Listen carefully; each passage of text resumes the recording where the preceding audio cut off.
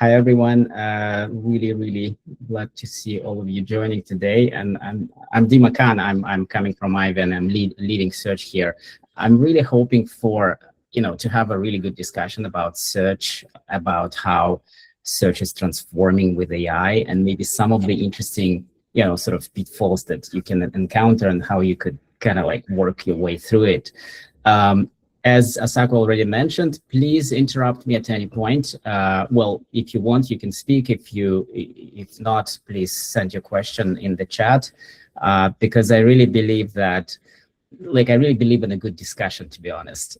So if there is anything that you will walk away with from this session, I think it should be something around what really kind of like interested you, and we had that discussion together. Awesome. As an introduction, I'll talk a bit really briefly about myself. Maybe if I skip all of this, I'm actually running a podcast called Vector Podcast, and I will be using its episodes today in one of the demos that I've built. More on this later. Feel free to watch these episodes. Most of them are about search, vector search, building companies in this space as well, doing marketing, but mostly it's kind of like technology centric. And I also blog on Medium. I happen to teach a course on large language models and generative AI and RAG at the University of Helsinki here in Finland. We've just started second season, and it's always oversubscribed because it feels that there is a ton of material on the web, but there is shortage of kind of like materials that really explain you what's going on, lacking both, kind of like theoretical underpinnings as well as actually mastering the thing practically. So if you're interested, I have a few lectures there recorded, and you can watch them. The code behind the course is also open source. You can also kind of take a look at that. And we start from the very beginning, like what is an LLM, and we progress to what is retrieval augmented generation, agents, and so on. So yeah, as I said, I'm a director of product at Aiven, leading the search domain here, focusing on OpenSearch product and its ecosystem. Previously, I've been leading product at TomTom for a few years, focusing on in-dash navigation. When you sit in your car, when you type letter by letter, we were responsible for the search engine part behind it. And it's a really fascinating topic because it's multilingual, it's global, and it has to be real time. I also spent 10 years and a half at AlphaSense building their search engine, and today that search engine serves as an underpinning for retrieval augmented generation there. I also led a web scale search engine team at Silo AI, building for one of our large clients. So as you can see, it's somewhat boring. I've spent most of my career in search, but I find this topic fascinating because it's always, something is always unsolved. So yeah, I mentioned Vector Podcast. You can take a look if you grab that QR code or go to vectorpodcast.com. You will be able to find all the different mediums where this podcast is published, including YouTube. And over the years, this podcast existed for about 4 years now. We've covered a ton of topics with the creators of this new AI-powered search, you could say. Here on the screen, you can see Bob van Looyd, CEO of Deviate. The company is now called Deviate. It was called Semi previously. And he talks a lot about how search kind of like fails, because if you don't know what you're searching for, you really cannot find it, and how vector search helps in that direction, helps to resolve some of the issues. But we also covered in-depth algorithms like HNSW, doc2query, bind coders, embedding layers like Mighty, and a lot of other topics. If there is a question, let me know. I heard some sound, but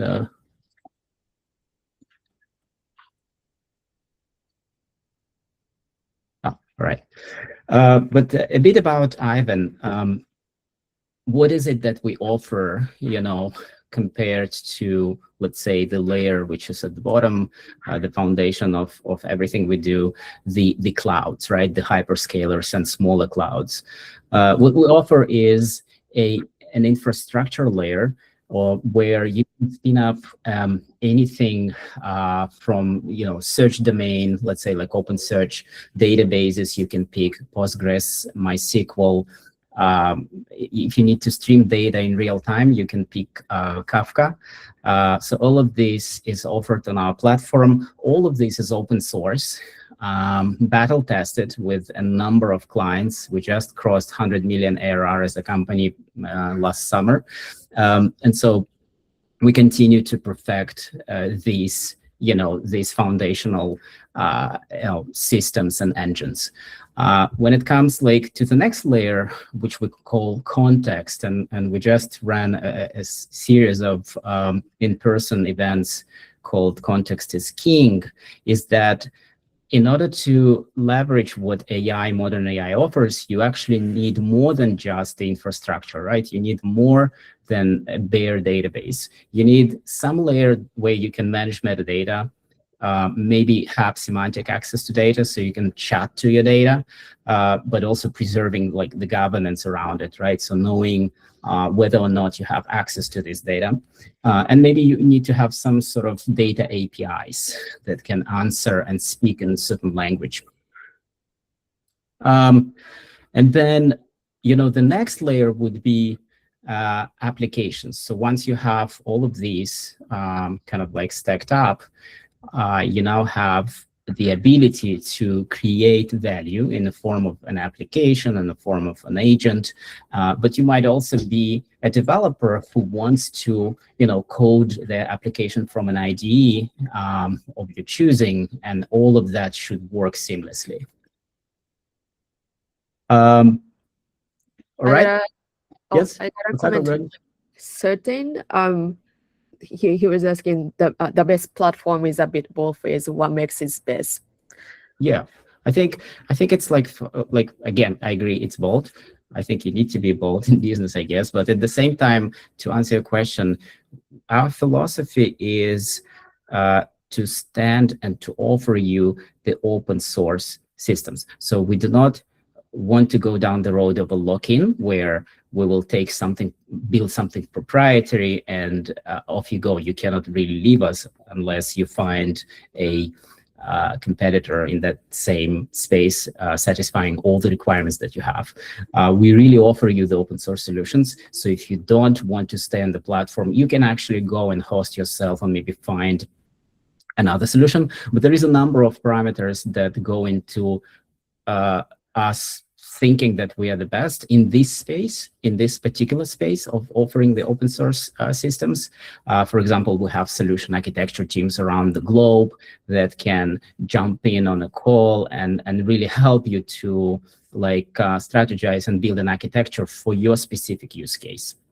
I hope I'm answering. I'm not mentioning everything that we have. We have support, we have a number of other things, but these are probably the core. And so I already mentioned this, infrastructure layer with streaming databases, search. I spoke about, the context layer that sits on top of the infrastructure. And now the step 3 is essentially allowing you to build these applications and agents. And we always think about not just this individual building blocks, and yes, we do believe in modularity, of course, and all of this is production ready.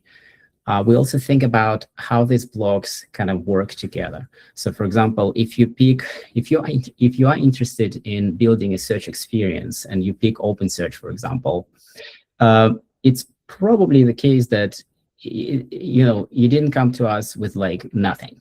You have some infrastructure in place and you have data flowing from somewhere. So what you can do is that you can actually connect Postgres to OpenSearch, right? To read certain data, I don't know, customer data or transactions or what have you, product data. You can also stream events in your platform using your Kafka over to our platform and index that in OpenSearch. So you can like then go and search this, slice and dice the way you want. So that's seamless developer experience. So essentially, you can, on our platform today, connect services together. And then there is this unified context layer that I basically spoke to just a while ago. And I wanted to make a little announcement. We are launching free tier of OpenSearch. We think it's the best free tier, again, the same word. Why? Because if you look across our competition, what is being offered, usually you get like smaller instances, or maybe you have to pay after some time. Here, it's free completely. You don't need to use credit card. You can just sign up on aiven.io and start using this, free tier instance, which is 4 GB memory, which is exactly the amount that is needed for you to build like a POC, or maybe even launch it to some small amount of users, maybe not that small even. And then we offer you 20 GB disk because, we know that OpenSearch might need a little more when you index data. It's offered across the globe in 4 regions, so please, in 4 geographical regions. So please take a look. And also, if you want to build together today with me, you might choose this because I'm using OpenSearch and I'm actually using it on GCP.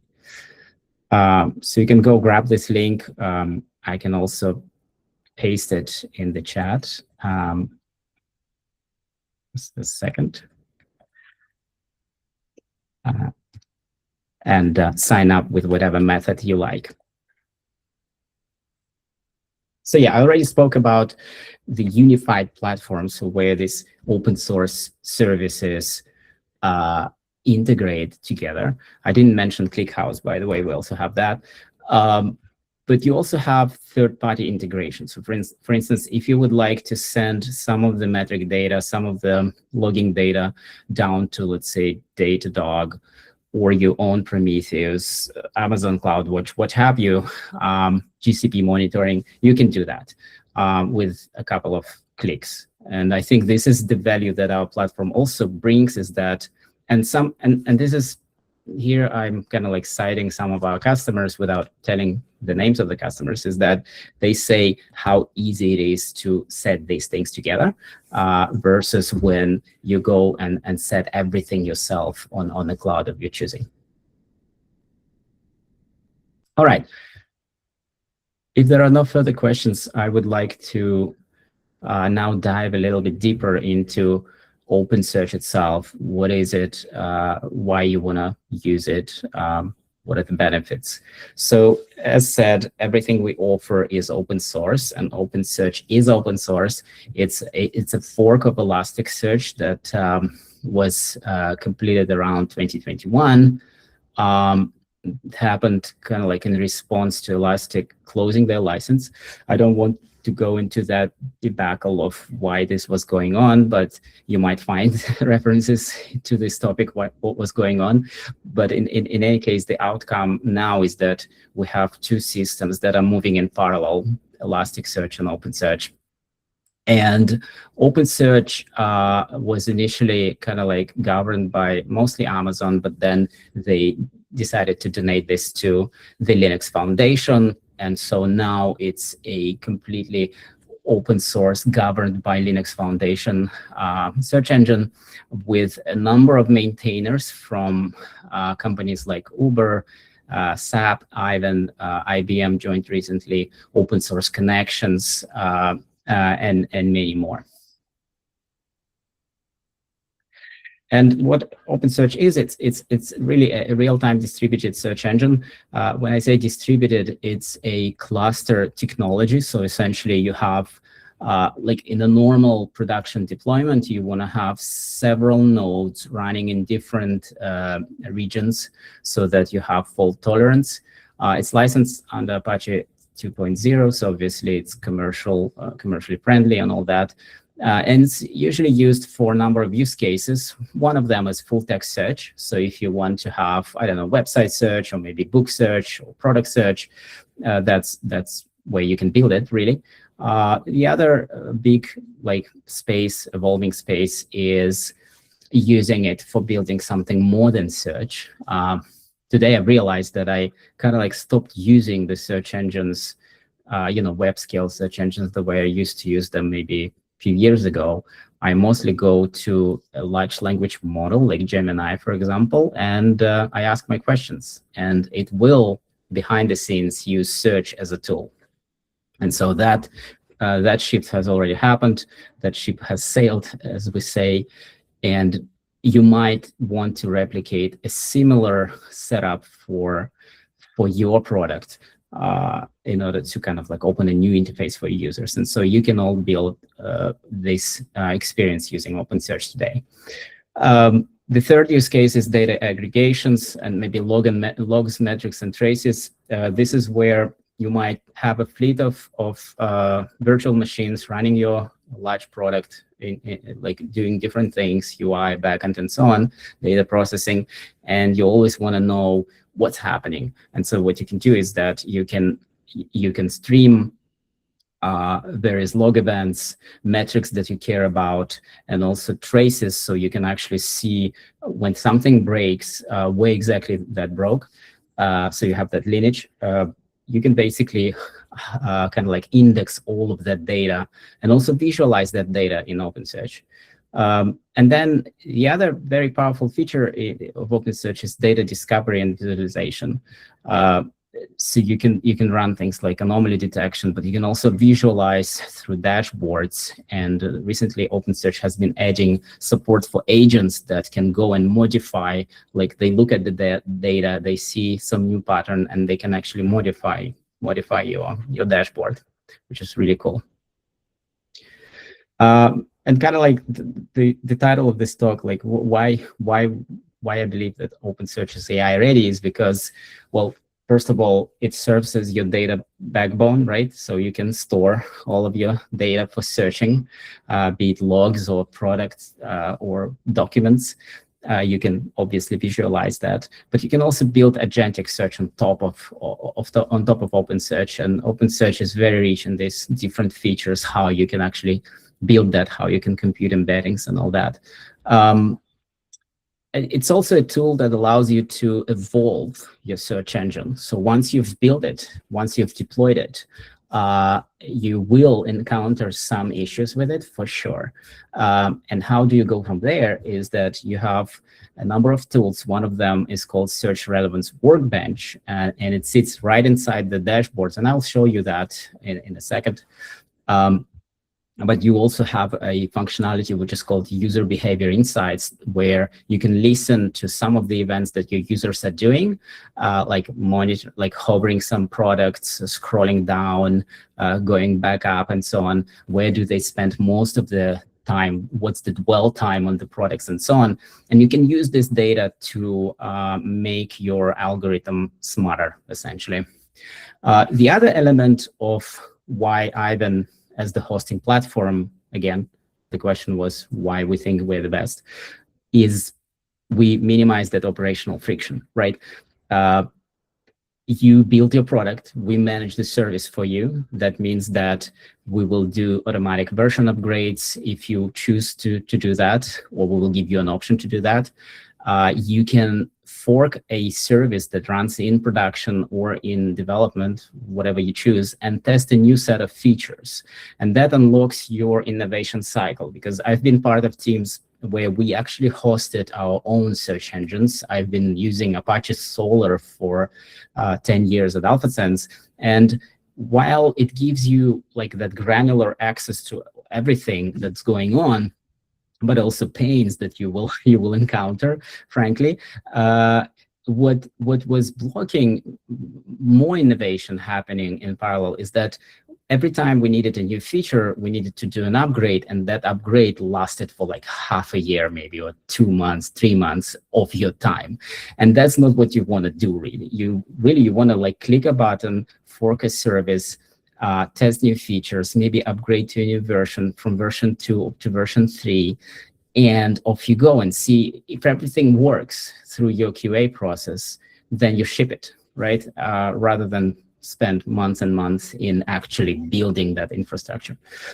There are a number of industry-grade features as well, like backup to another region. That goes more towards resiliency at scale, cross-cluster replication, CCR, searchable snapshots, restoring from a backup, and like integration with Slack teams and what have you for alerts.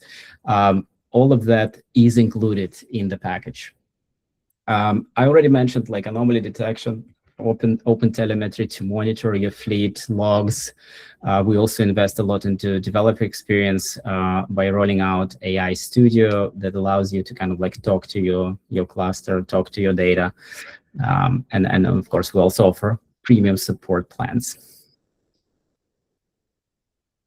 All right, I'll continue here to kind of highlight some of the elements of what OpenSearch offers. Again, I don't want to sound as if these are unique features of OpenSearch. You can also find them in other search engines, free or commercial.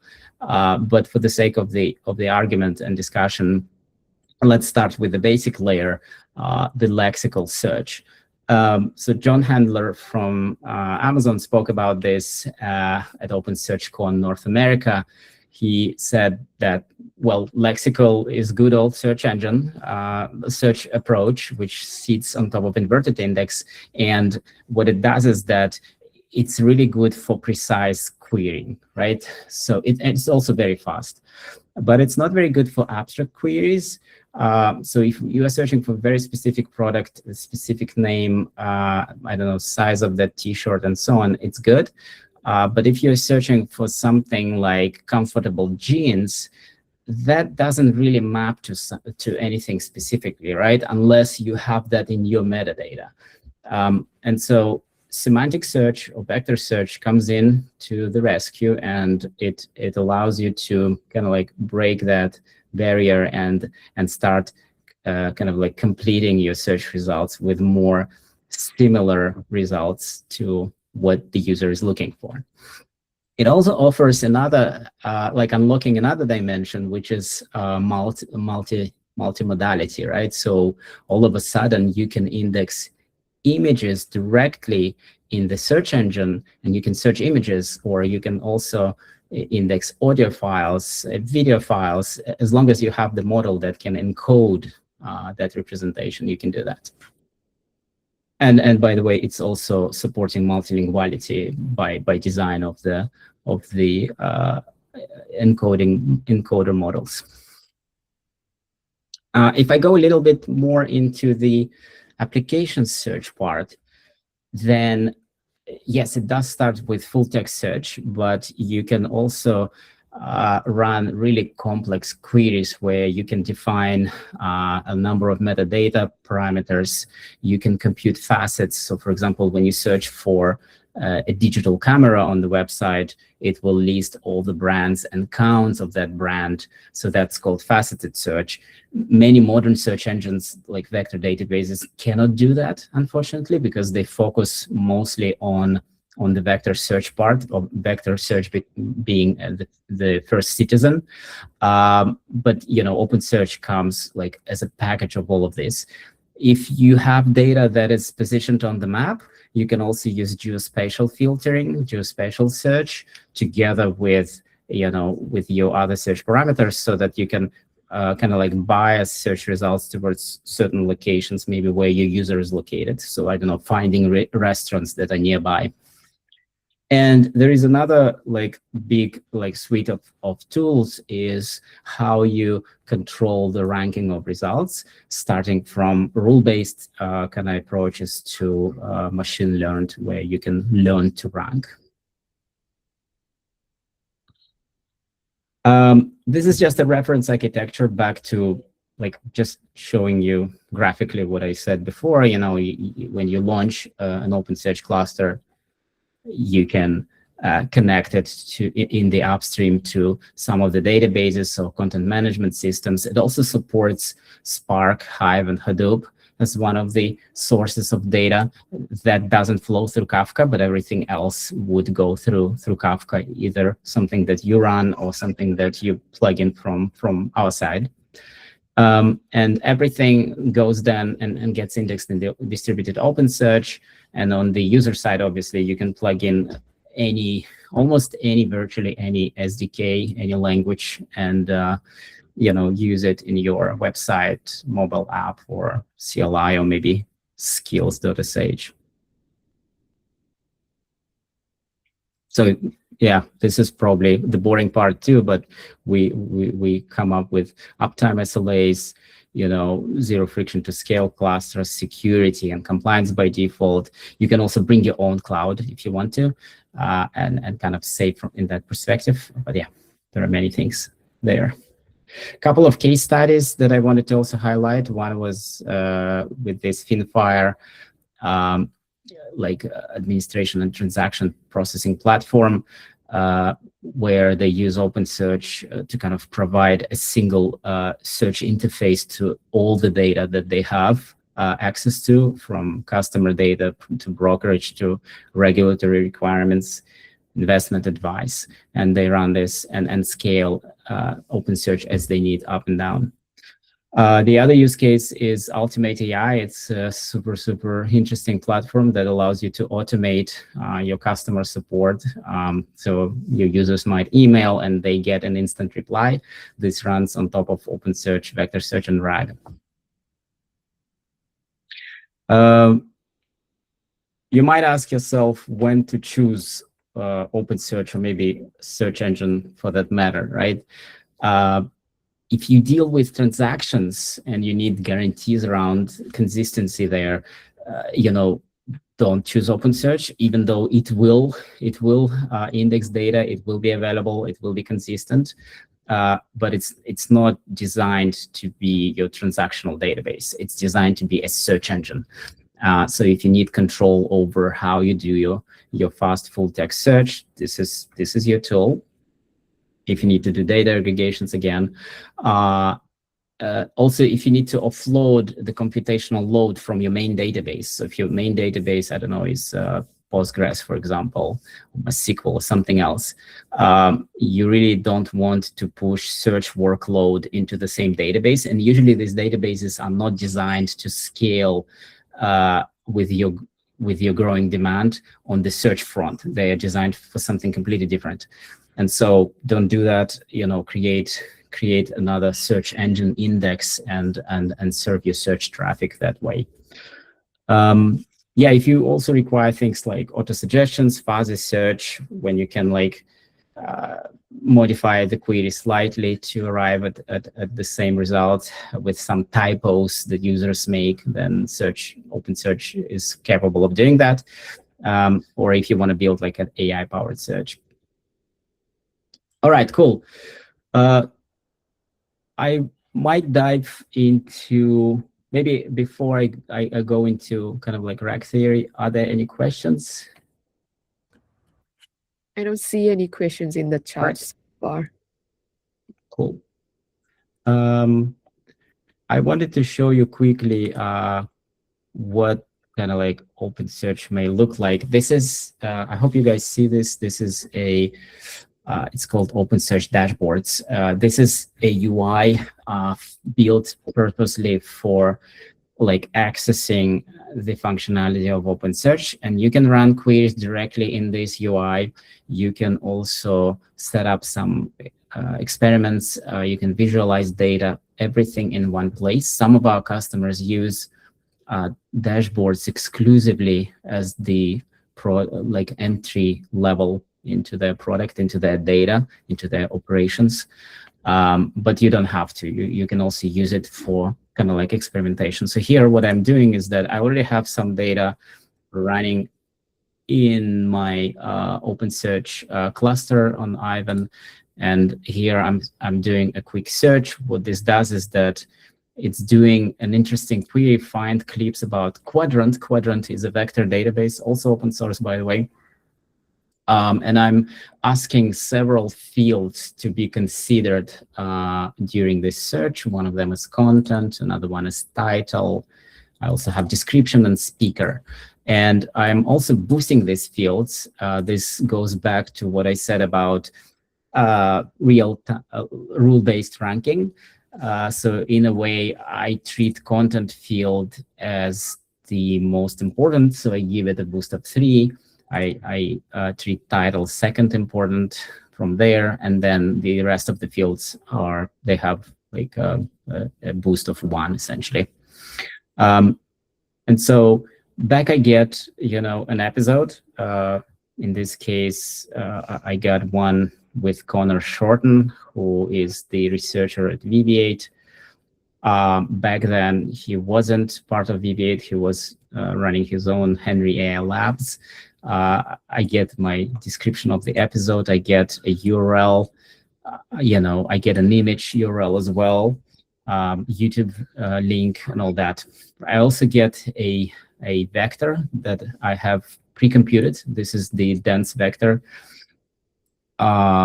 which is computed on the chunk. So here I'm getting not the full episode, I'm getting only a chunk of that episode. And that vector is computed on that chunk. As you've noticed, I didn't run a semantic query here. I've only run a keyword search. And you might argue that this result is not really good because it doesn't actually mention Qdrant. This language, of course, comes, or this natural language query comes probably somewhere from my application. So if I had an opportunity to modify this query and only search for the word Qdrant, which is the most important, then I will find the episode that talks about Qdrant from the eyes of the user, right? So here, by doing just slight modification of the query on the fly, I'm able to get a better result. But again, this goes back to kind of like tweaking the search. I could also do this visually. Let me open the. I'm sorry, what's the question, Rohit?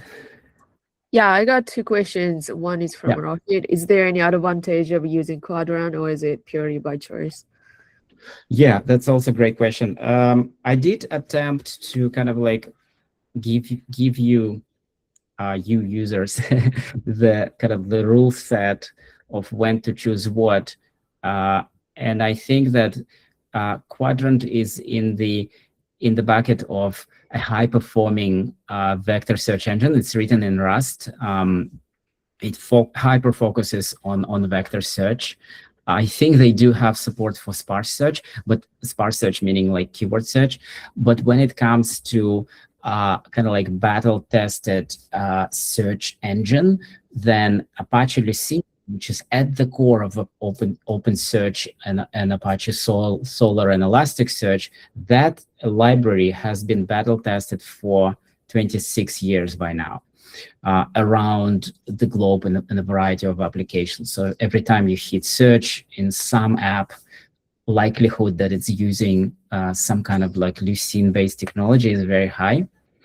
And so it supports a lot of languages, pretty much every language that you care about when it comes to keyword search. And so if this is what you care about, in other words, if your application is at the core is more like a search engine, and you want to have control over that experience, then I would rather choose something like OpenSearch or maybe Solr, Lucene-based, right, rather than Qdrant. But then Qdrant does amazing things. For example, metric learning is another thing that they are promoting, where, again, it revolves around vector search, where they help you to learn better representations of your objects through contrastive learning, so that you can like better position your objects in the space, because in the end of the day, your vector search is as good as your model that encodes the representations.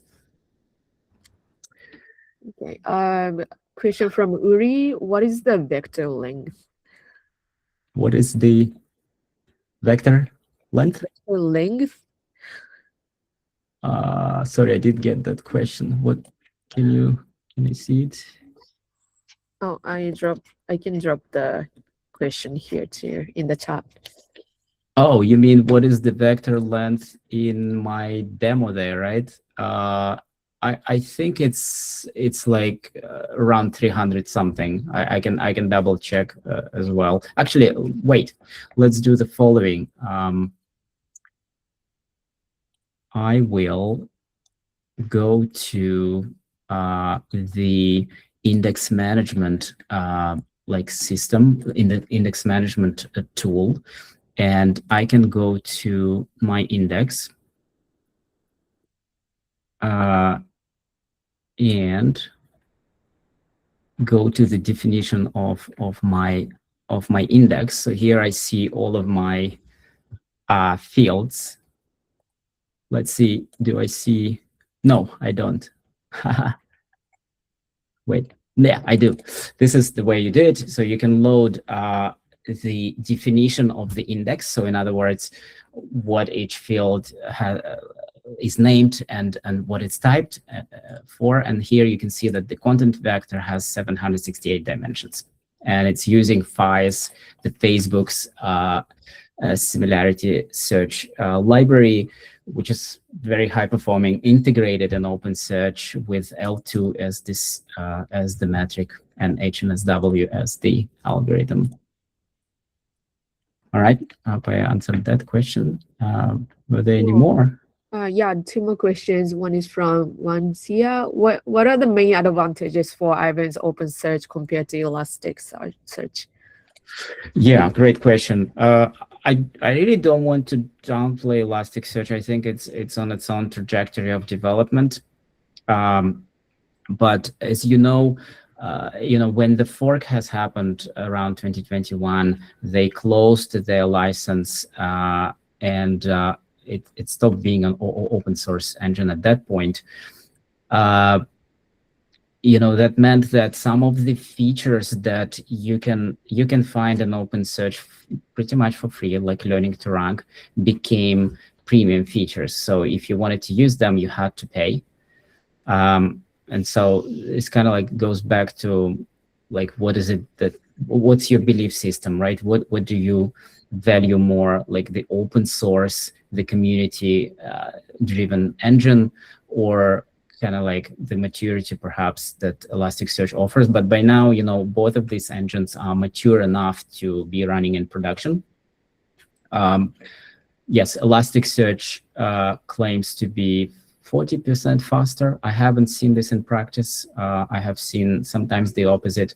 So every time you hear something like that from anyone, including us, I guess, take it with a grain of salt and just use the system and see how it performs for you.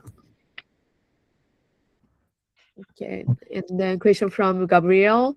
You mentioned ClickHouse. Is a ClickStack now comparable with OpenSearch? It could be cheaper, but do not provide the boost feature in the search feature. Yeah, so yeah, ClickHouse is the engine that we also offer on the platform. I'm less familiar with it. It's run by another team, but I know that ClickHouse recently made a revamp of the search feature. So essentially the inverted index feature, right? Supporting your lexical search.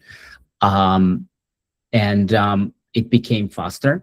Again, the use case for ClickHouse is different. It's a different data structure. It's a columnar database, and it's designed that way to support analytics workloads. So I would say if your Postgres database runs out of capacity to serve your search traffic, you would switch to OpenSearch. But if your OpenSearch runs out of the analytics power, you will probably want to switch to ClickHouse. So that's how I see it in that dimension. I hope that makes sense. And I'm not familiar with ClickStack that you mentioned. I'm sorry, Gabriel. Okay, I think you can move on. All right.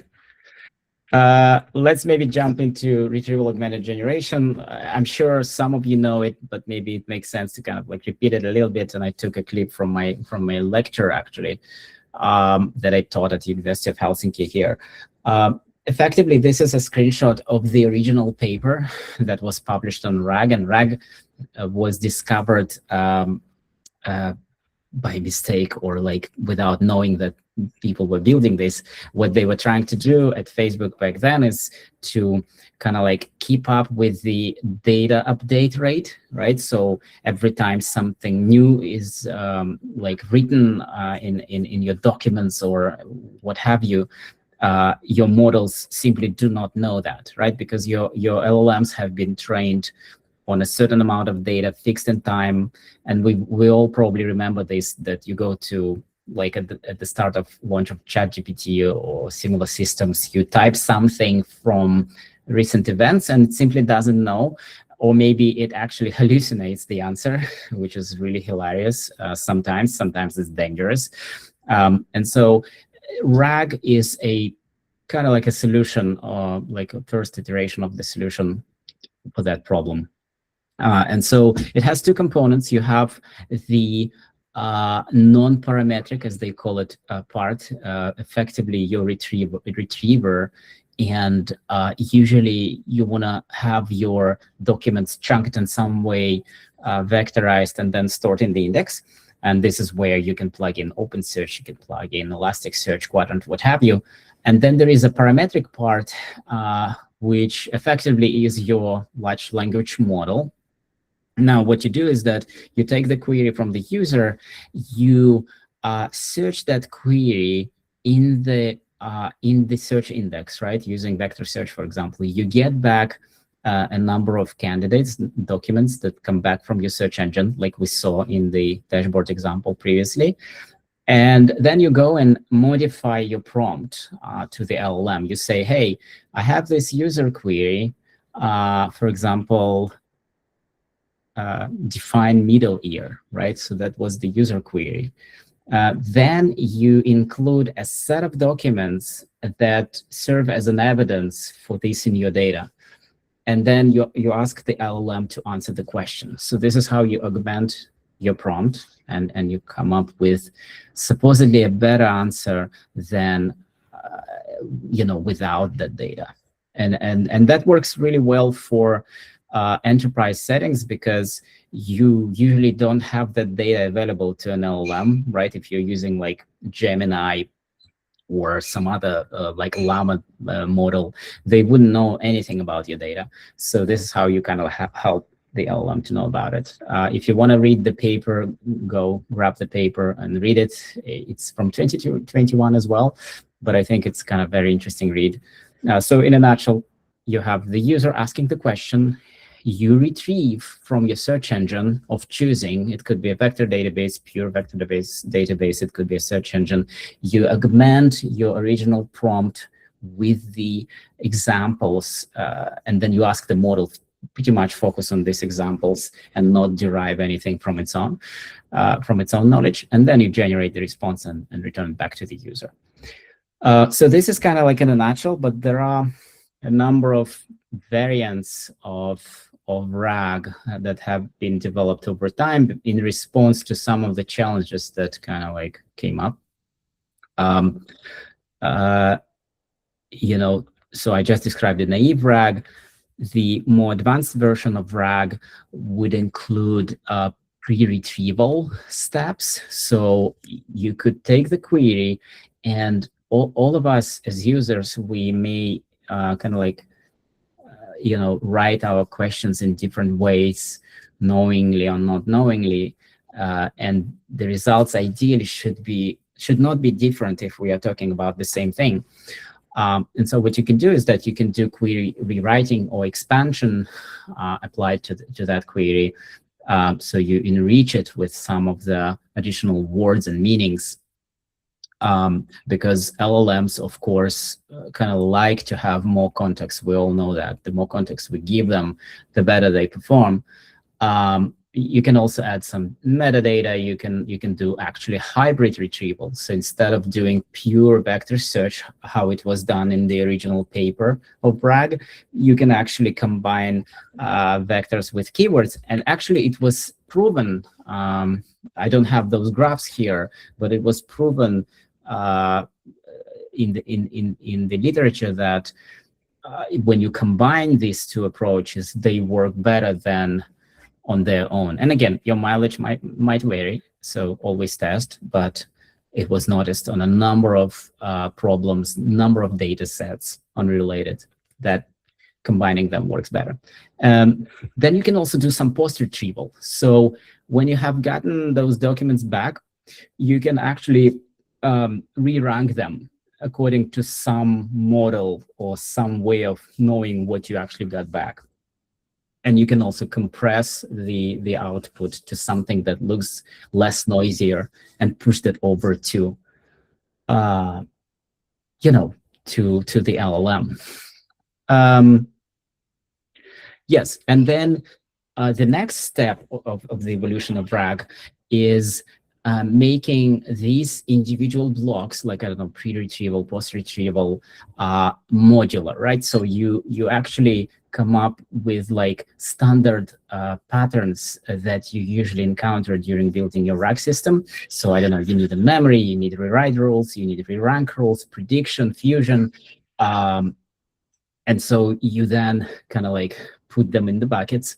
And with these modules, you can then kind of evolve them independently. You can maybe even measure the quality of them independently. So it less becomes like one blob of a code, but rather like something more modular.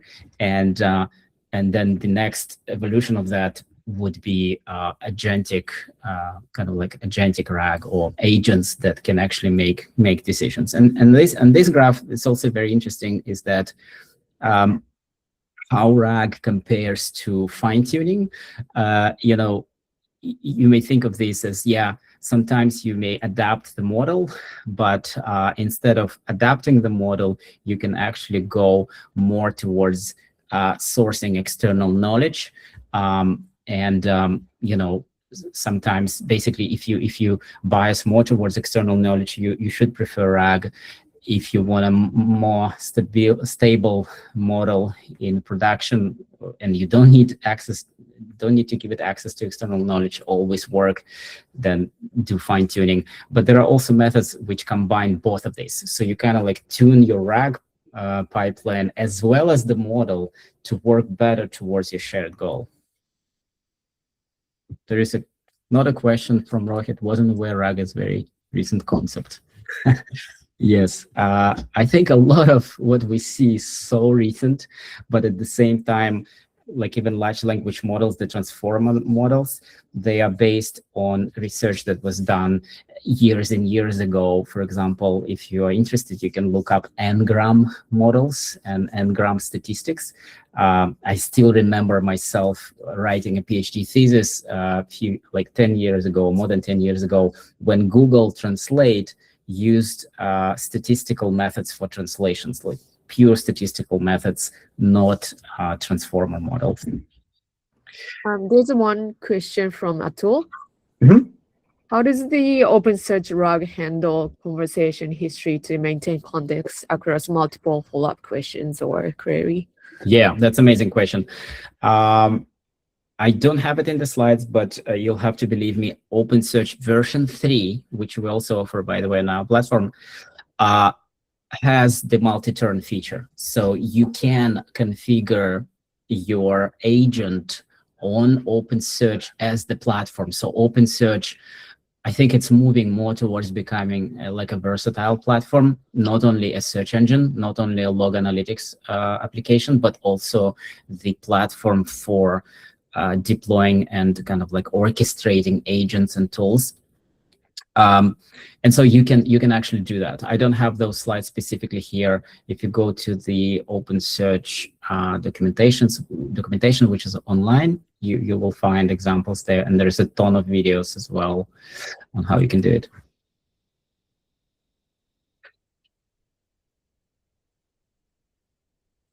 Should I take the next one? Asako, you want to read this? Sure. In a multi-agent workflow where agent A, researcher, and agent B, writer, share the same Aiven backed context, how does your agentic memory implementation handle state consistency without creating a massive context window below it? Are you using a shared Kafka topic for transient state or unified Postgres SQL checkpointer for procedural memory? We've been thinking about using Kafka for kind of like streaming the for agent to agent exchange, right? Because you know, in a more like distributed setting, you might consider this approach. We have not seen real examples with that yet. It's pure hypothesis. So for now, really, and I think I have it in my slides, you can choose different engines for different use. For example, if you have short-term memory, you can use Valky. Valky is an open source implementation of Redis, which we offer. If you have a longer-term memory and you want to have it like in more persistency, you can choose Postgres. But at the same time, OpenSearch does offer these capabilities as well. I mean, you can store the memory of your agent, whether it's transient or more permanent, in OpenSearch, and then come back and use that. Again, my websites, my slides do not go to that level of detail, unfortunately. I'm glad to hear these questions. I can make another version of this to kind of dive deeper into agentic memory. Question from Darren: can I also use Kafka to audit agentic conversation history? Yeah, exactly. I actually have one product. If you are patient enough and stay online, I'll show you one product that we've been nurturing at Aiven, which is not yet public, but you can actually take a look at it in its early state, and it might actually do what you're saying, Darren. So I'll skip some slides here unless there are more questions. Yeah, I think you can do it. Yeah, here I am just giving you an example of like what the short-term memory could look like. You know, you have a chat open in your app, and your agent, your LLM, is able to detect that this is like, I don't know, RAG for legal contracts is the topic, and you're able to derive the user level as intermediate student. And their last question, what should I read first? You know, so that way you kind of like keep that memory rolling. And once you learn a bit more, like the background, the interest across a number of chats, you can store a more condensed kind of version of what they've read, what they're interested in, whether they like simple explanation, whether they like concrete examples. Probably all of us like concrete examples. You know, then you can use that to change your product, right? To evolve it and to give better results without actually modifying code. You can actually employ machine learning for that. So this is really cool. Yeah, the other aspect of what agents bring is that they bring the planning part, right? So as you look at the query inside your RAG application, you can actually first your goal is to understand what's the intent, what is being asked, right? And depending on what is being asked, what you manage to understand, you route your query to a specific index. So for example, if you know that potentially you have answer to this question in your local, let's say, research paper index as an example, you will go and search that. But if it happens to be that you have nothing there, you can actually fall back to a web search, right? So, and we can actually observe that in how ChatGPT, Gemini works today. Sometimes when you type a question, it actually just gives you a blob of text immediately, almost immediately. But in some other times, it actually thinks and realizes that, no, I actually don't know I don't have high enough confidence to answer a question. And so what I'll do, I'll invoke a search engine through some API, and then, you know, find more evidence and grounding before answering the question.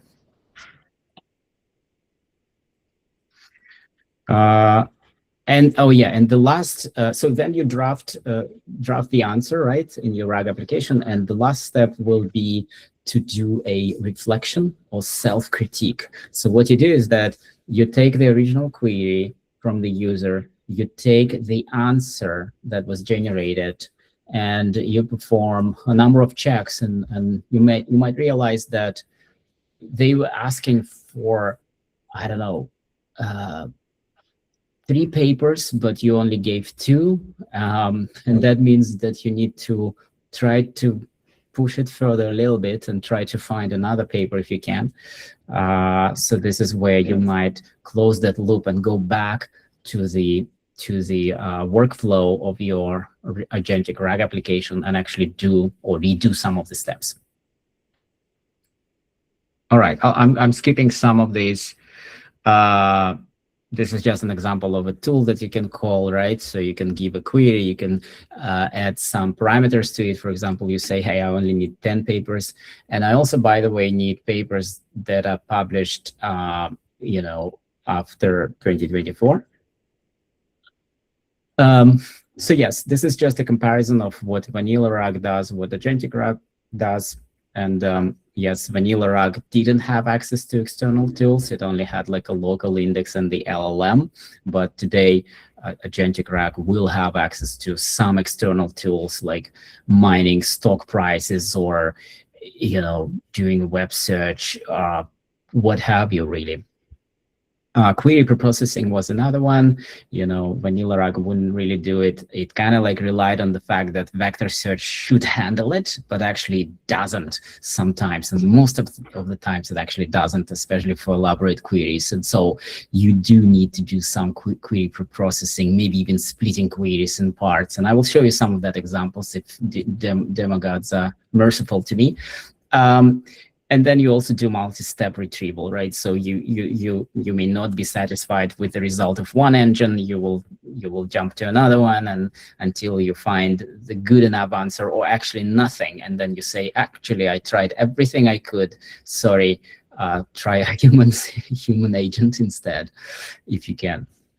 And then the validation of retrieved information is so crucial because we've seen those memes on the web where, you know, you say, how do I make sure that the cheese doesn't fall off the pizza? And the answer was use the glue. And that wasn't the answer that you were looking for, I guess.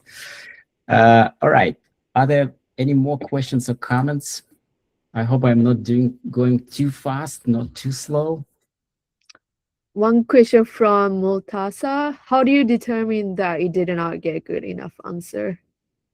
Yeah, that's really the reflection part, right? But like LLM, as I like to think, and I found this somewhere, LLMs became like operating system, right? So it can, it doesn't do the work in a way by itself, but it can reason about what it sees. Of course, it can hallucinate, it makes mistakes, but you can use LLM as a judge, right? And there is a technique like that applied in the context of search, and not only search, maybe also RAG. So you can pick an LLM that and instruct it to act as a judge, right? So you can actually give it a prompt and say, you're like a helpful judge, and you should judge the results like that. And here are the examples that I'm giving you. And so if you have a good enough prompt there, kind of like purposely fit for your use case, then believe it or not, it can actually do a really good job. And if you have more than one LLM in the mix, if you can allow that, because different LLMs have different training data, they have been post-trained differently, they have different human feedback loop in the place. So you can actually find an agreement and see where do they agree if they do. And then arrive at an answer whether or not this was a confident answer or not so confident answer. Another question about evaluation. Where it's acting, what's the evaluation for the agent output, where it's acting like student, teacher as a judge?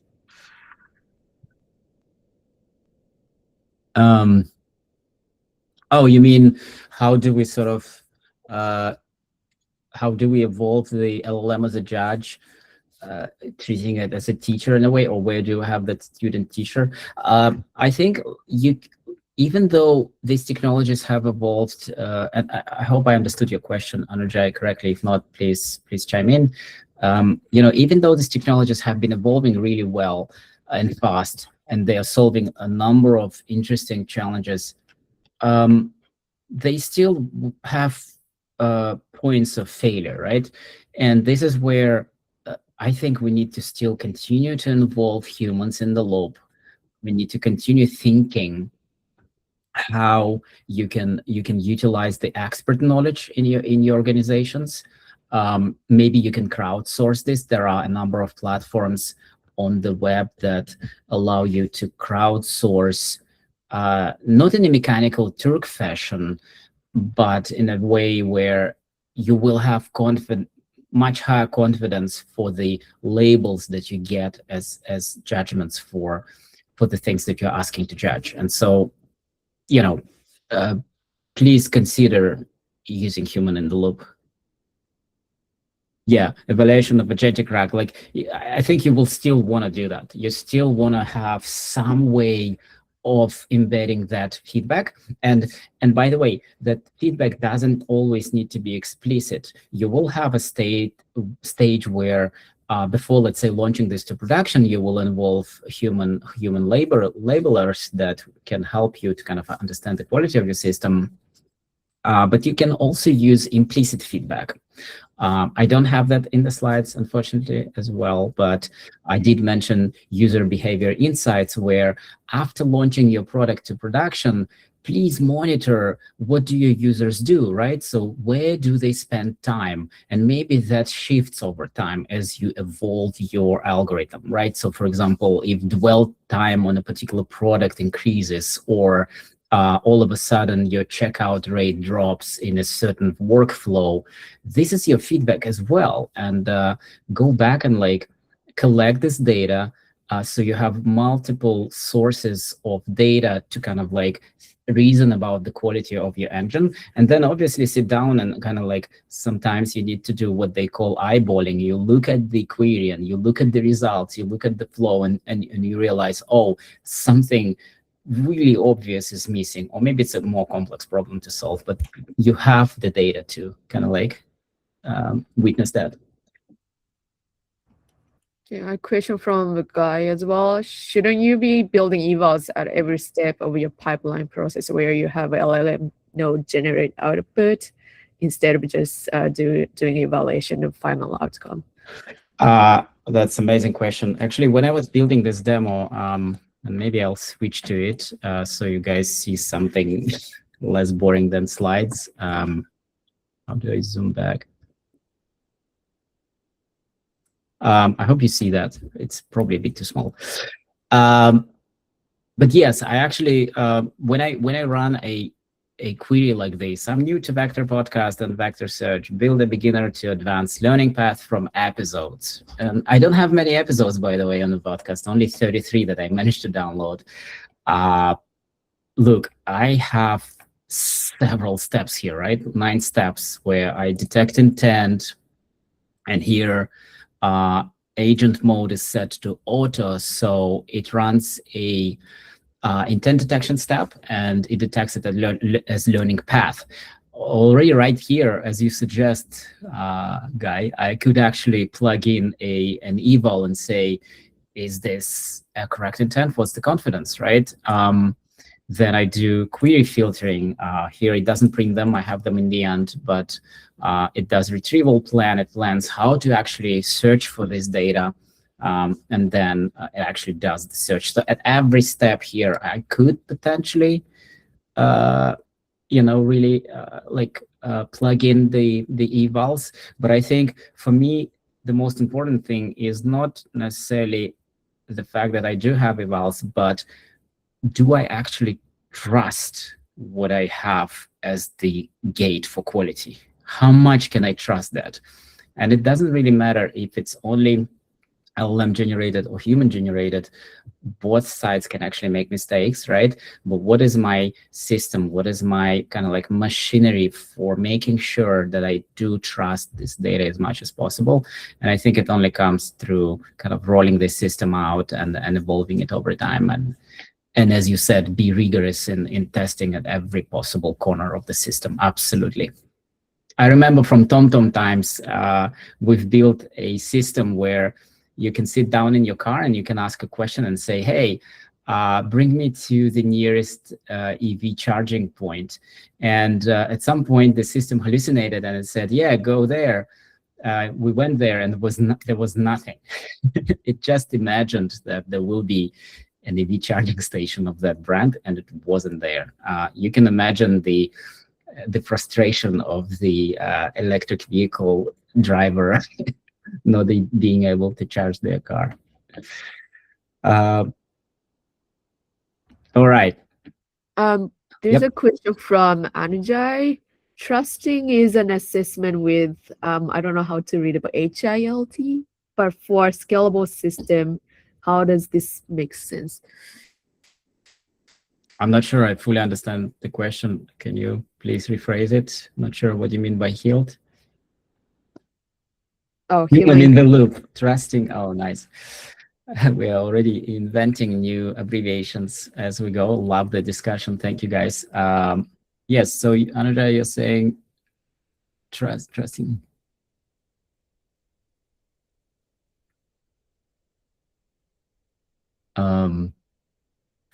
Oh, like you mean how would we plug in human in the loop into some super scalable system? Is that what you mean? Like something like beyond the scale of what users can do, if I understand the question correctly? Oh, yeah. Well, if you look at like how, I don't know, OpenAI does it, like an Anthropic, I guess, is that they really involve human experts from all walks of life that they care about, and this is how they post-train and improve their systems, like their LLMs, right? They really employ teachers, they really employ translators, workers, builders, what have you, in order to actually make sure that the answers are grounded. And then I've heard about stories where these systems then are tested in front of, I don't know, a builder, for example, and builder knows what they care about. They type a question using their terminology and they get an answer, and you see their face and you realize that the system nailed it. that does feel like black magic, but really black magic involves a ton of work with humans involved in the loop. So even at scale, they involve just more humans. I don't think it's possible to only survive by employing better algorithms, because algorithms are nothing without data, and the data quality is the core of what you're building at every scale. How am I doing on time, Masako? Still okay? Yeah, you still have like 40 minutes. All right, I love the discussion. Any more questions we can cover? But Anujay has a follow-up question. While training, it makes sense while data preparation, but while agentic RAG or graph RAG, how it could be even possible for any scalable output system?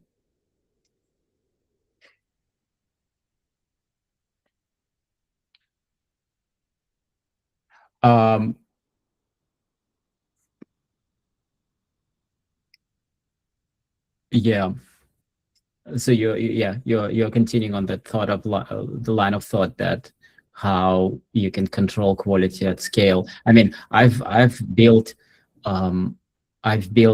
graph RAG at some point, just for fun and before teaching a lecture, and it looked interesting, but it also failed in some very nuanced ways where it just couldn't cluster and connect the entities that I cared about, and I knew that that's the way they should be, simply probably because I needed to spend more time understanding how to actually properly set it up and fine-tune and choose the right model and so on.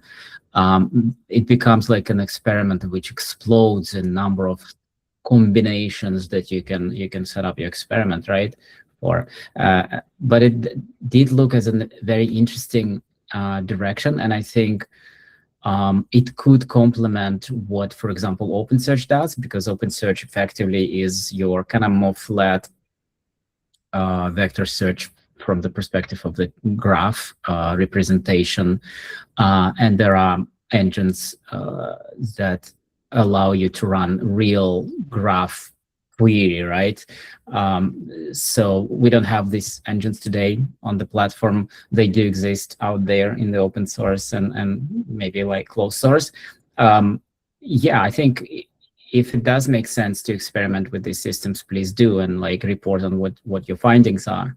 But yeah, I think I do see, like, I remember when I worked at AlphaSense, there have been some queries that looked really, really interesting, where users said, give me a list of companies that were acquired by IBM, in that date range. And if you think about it, you cannot really just grab that query and go and search, because you will find nothing. Or maybe you will find some bits and pieces, but what you really need is that you need to traverse a graph where you know that you have built these connections between IBM as the entity and the companies that it acquired in certain periods of time as entities linked to it. And then it's much faster to execute that query rather than going through the noisy process of tuning your keyword search or vector search or maybe hybrid search, right? You just have a better data structure there. So I think there are classes of problems where search can be extended by a more structured navigation, for sure.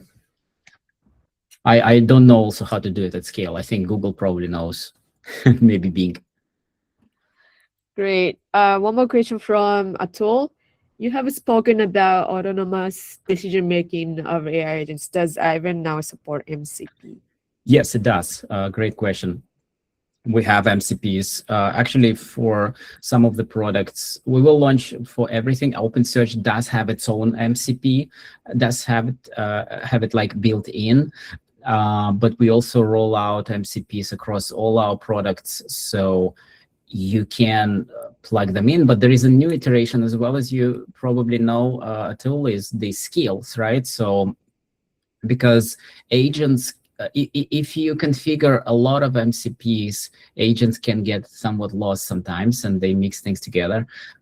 So you can, yes, you're confirming that. So instead, you want to go one level deeper into the skill, right? And so that, again, becomes the beauty of detecting what is it that you're trying to do right now, right? And then how do you map that to a skill? But then that skill gives you a much more granular way of explaining how to solve that problem. So we are actually rolling this out as well across a number of our services. I've already drafted something for OpenSearch, so you can like say, hey, can I create a cluster from my large language model, from like from Anthropic or from wherever, Cloud Code. Yes, we are working on that. I think it's the future, and goes back to a seamless developer experience. I'm really curious to hear more. If you can share, connect with me on LinkedIn, and we can have more like chat about it. I'm not sharing the slides yet, right? Maybe I could actually jump to that product. I'll skip some of these. I'm not sure if you guys are really interested in like the scale part of OpenSearch, but like just a few words here is that if you run like a larger cluster, I don't know, if you have 100 nodes in the cluster, they're like really distributed across many regions. The problem can be that if your cluster is flat in terms of the roles for each of these nodes, then under load, it may fail. And so we are actually fixing this by assigning specific roles to specific nodes, so that you can actually separate your mini workloads within the cluster into that set of nodes. and do not disturb other nodes. And that gives much better stability. We already are about to release this at the end of the month. And this also unlocks new opportunities like running GPU-baked nodes, so that you don't have to pay for GPUs for every single node in your cluster, which is like too expensive and really not needed. But you can actually only like dedicate one node for a GPU workload and right size every node in the cluster and make it more like cost efficient that way.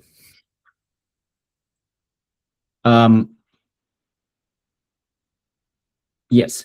So back to the question about MCP, and maybe I wanted to mention this product that is built by Stan in our team. He is focusing on the context layer. If you remember that layered diagram that I showed in the very beginning. So effectively, he's focusing on another open source tool called Data Hub that allows you to discover the data that you have, and your data can be, part of it could be with Aiven infra, it could be outside, right?